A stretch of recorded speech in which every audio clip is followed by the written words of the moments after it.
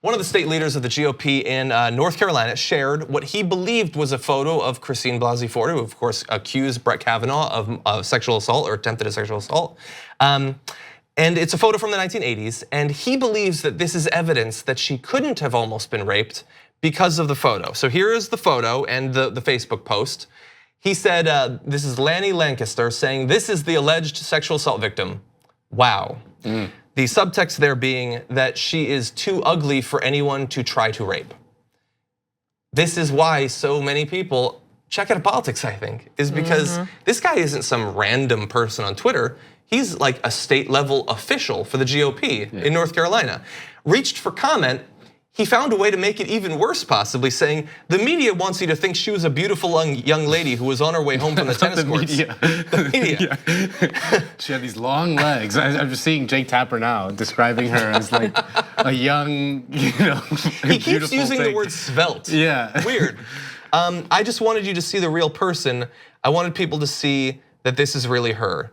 Update, that's not really her. It's not even a photo of her. It wouldn't matter if it was a photo of her because that's a disgusting, insulting narrative to try to advance, but it's not even her. This is a meme that's been going around the internet for years. As a survivor, I try my best not to live in victim mode, but I use my experience as something to empower young women. But the miseducation about rape and what rape is really about and what sexual assault is really about is so frustrating, because even if that was a picture of her, we all know, those of us who have good sense know that rape is an act of power. It has nothing to do with, if you're attracted to a woman. But the reality of it is that in 2018, the conversation that we are having around sexual assault and women being victimized feels reminiscent of something that isn't, that shouldn't be existing in a time where we are allegedly so advanced. And it's so sickening, because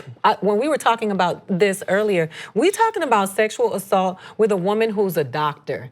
But imagine all the young black and brown girls throughout the community. The numbers are so high of sexual assault right now amongst in our community, who don't have the voices, who don't have the the platform to speak out, who still got to go to work at Applebee's. This is just utterly disgusting. And if you don't know anything, educate your daughters and your sons about what sexual assault really is, because that is indicative of deep, deep ignorance.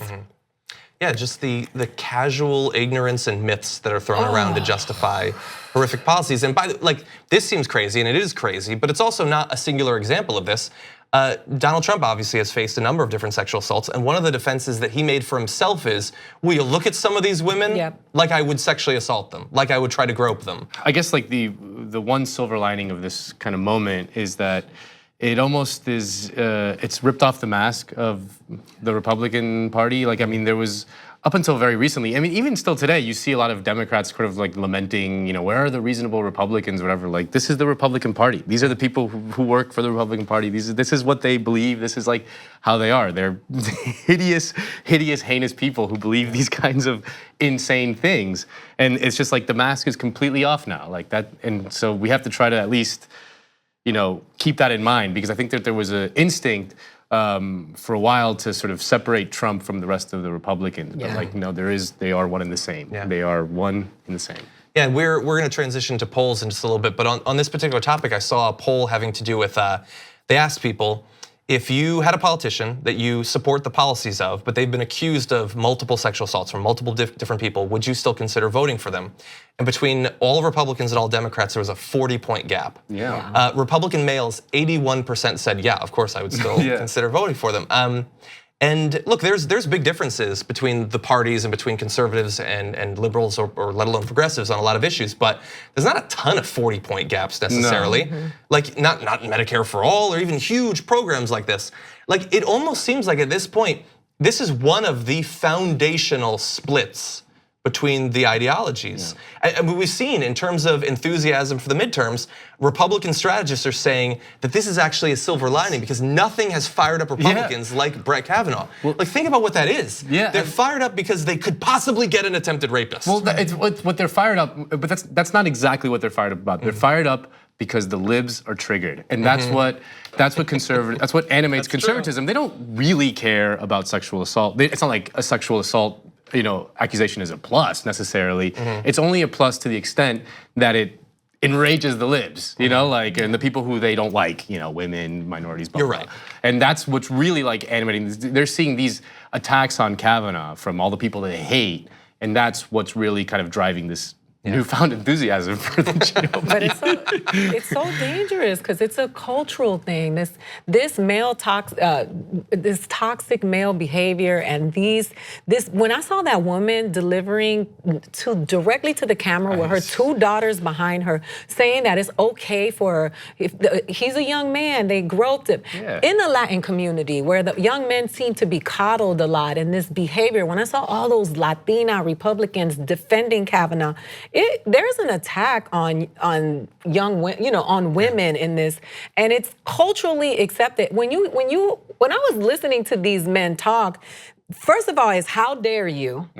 How dare you come for me? That was why Lindsey was, bitching, doing his little, how dare you? And what's the matter? This has been going on forever. That's just the way things are. Yeah. And you know what, you guys, you progressives, these millennials, no, it's not. That's not what we're doing anymore, is really flipping the table, and they're losing their minds. Yeah, I think with the Me Too movement, a lot of conservative males are like, they're scared that things are changing, and they want to know how much things have changed. And I think they want an example that things haven't changed too much. They haven't moved too far. I thought some seem to think that Roy Moore could be an example of that. Like, these are spurious charges. Everybody tries to date young women. If we can only get him in, it will be evidence that society isn't changing. Obviously, they failed there. But here, I think a lot are seeing this as some form of like the Alamo with the Me Too movement. This is our attempt to fight back. The women have controlled the narrative for a year and a half now. If we can get this guy in, we don't have to worry about what we do and say. That's a great point. I think that at this point, the sexual assault accusations on Kavanaugh have become a feature for them, have become actually a positive in the sense that if they manage to ram this guy through, which they will, it will be so demoralizing for everyone else, right? Like my sister at one point after the hearing, it really affected her, and she texted me like, "Is there anything we could do?" And I was like, "No." Like at this point, not really. And she was like, just like totally defeated. And then I realized that that's the point. That's the point, that they want to shove this guy through just to show that they can and to demoralize anyone who would stand up to them. On the go? Don't worry, we got you covered. You can still listen to TYT at our new podcast network. Find us on Apple Podcasts, the Google Play Store, or at tyt.com/podcast.